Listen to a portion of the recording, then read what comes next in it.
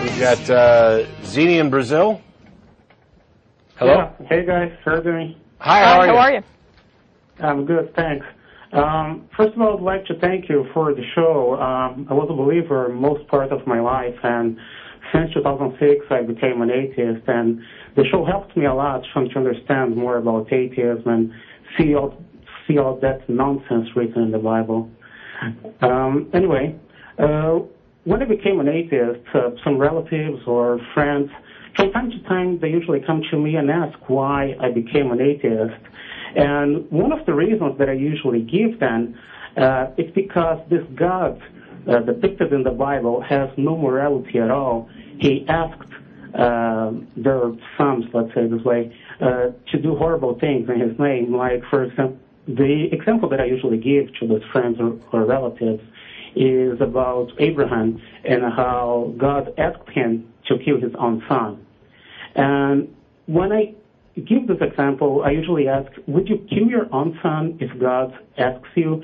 And most of these people say no, but sometimes some friends said, well, I would because he's God and he can do anything.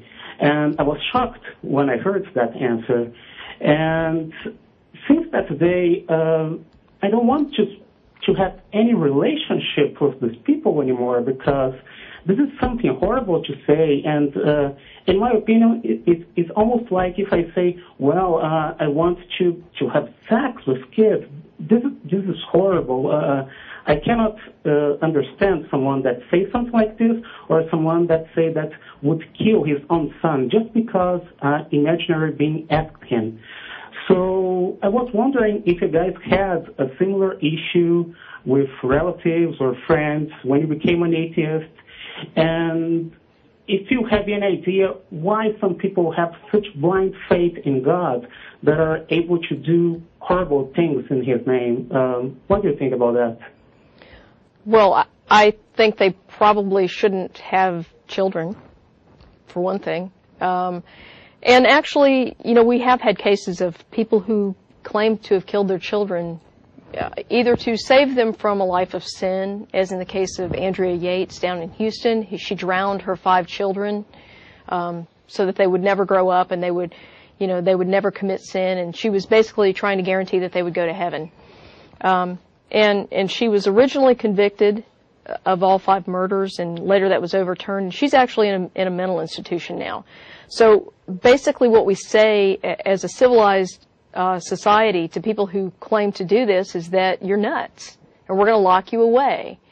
And I don't know that there's any other response to something like that.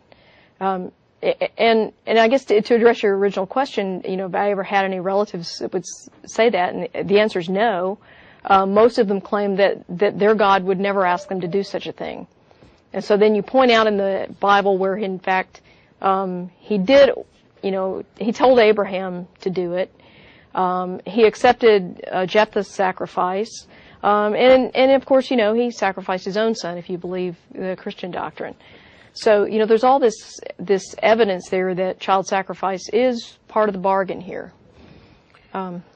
We've had actually people call into the show before, and I've asked them that, and they've said, yeah, I would, after initially saying no or whatever. I think most of them are, well, they're looking at it from a different perspective, and it's not that they necessarily would kill their kids.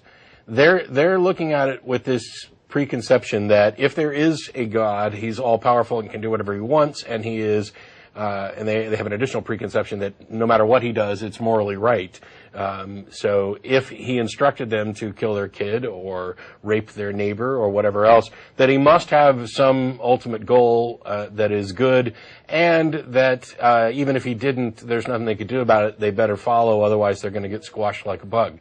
It's one of the kind of poisonous self-defense mechanisms that is built into many different religions. And that is, you're not allowed to question. You're not allowed to use your own mind. You are inferior. You are spoiled goods. You're the fruit of a poisonous tree. You are a base individual who is morally corrupt, and there is some being that's speaking to you which is supposedly morally infallible. And whatever instruction that being gives you must be good, and you must carry it out. And if you have doubts or questions, it's because you're somehow broken. You're not properly in tune. This is built into religion, in a variety of religions, to keep people from questioning, to keep people submissive, servile, and to, it's like the battered housewife type of syndrome, where you're constantly breaking somebody down and making them feel worthless and undeserving of your love, so that even when you treat them like crap, they will take the blame for it, that this is somehow their fault or whatever. It's a similar mechanism. It's a complex mess, and it's hard for people to break out of it. Now, the only thing that I can say that's good is that if you're really, really disturbed about those people that say, yes, I'd kill my kid if God told me to, ask them if there's anything short of that would get them to kill their kid. If their answer is anything other than no, you should call the authorities.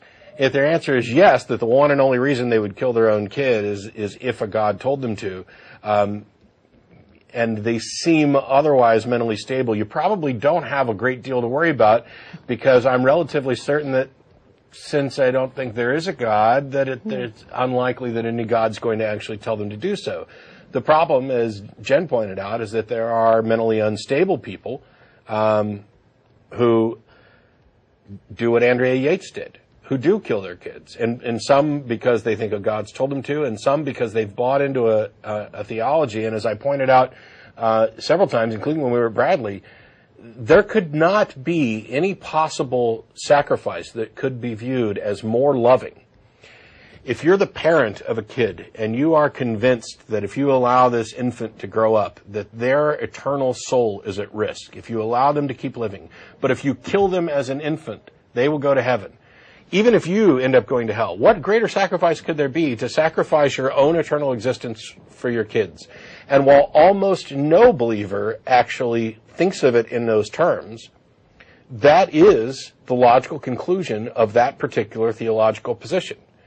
The fortunate thing is that almost nobody looks at it in those terms. And and along that same line, many of the things that, for example, Christianity says is moral, or Judaism says is moral, or whatever, most of the adherents don't believe that anymore. They have been pulled away from their religious roots by secular progressives who have changed the world around them and have said, we'd like to live in a world that benefits everybody, that is positive, that we have a chance to participate in what kind of rules we're going to have. We are not willing to accept that something is moral by fiat or declaration or divine edict or whatever. Something is either moral or not based on our assessment of the action in relation to the goals that we set. And if the goals are a better, healthier society, obviously, in much the same way that killing all the lawyers doesn't necessarily produce that, neither does killing kids. And as I mentioned in both of the secular morality lectures, the biggest thing we need to do is inform theists that they don't have to be stealth secularists. They don't have to sit there and criticize the secular morality that they actually adhere to. They are the biggest indicator that secular morality is superior, because they have sacrificed the traditional values that they would have accepted by nature of the holy book that they adhere to, and have adopted the secular values that they criticize. It's crystal clear to anybody who observes what actually goes on with respect to morality in society. And that's a really long answer for you. Yeah, thanks for that. I understand all those arguments. What really bothers me is the fact that these people are willing to go against their moral without thinking about the consequence or trying to understand it. Well, even if there is a God, it's hard for me to understand how they are willing to do such thing. But yeah. No, even if there is a God, the act, both the command and the act would still be immoral. It would be immoral to say, kill your kid. Yeah, exactly. It doesn't matter, which is why, when I was talking about this during the previous lectures, I made a point of saying it doesn't matter whether or not some God exists or some being exists. The system that you're talking about is a might makes right one, and there's nothing moral about it. The fact that I'm giving you an instruction, it's just an edict. There's no moral consideration there at all. Yeah, that's true. Well, thanks, Matt. Thanks, Jen. Great. And again, thank you for the show. The content of this video is produced by the Atheist Community of Austin, a nonprofit educational organization promoting positive atheism and the separation of church and state. If you enjoyed this content and are willing and able to provide a donation, please visit the website below.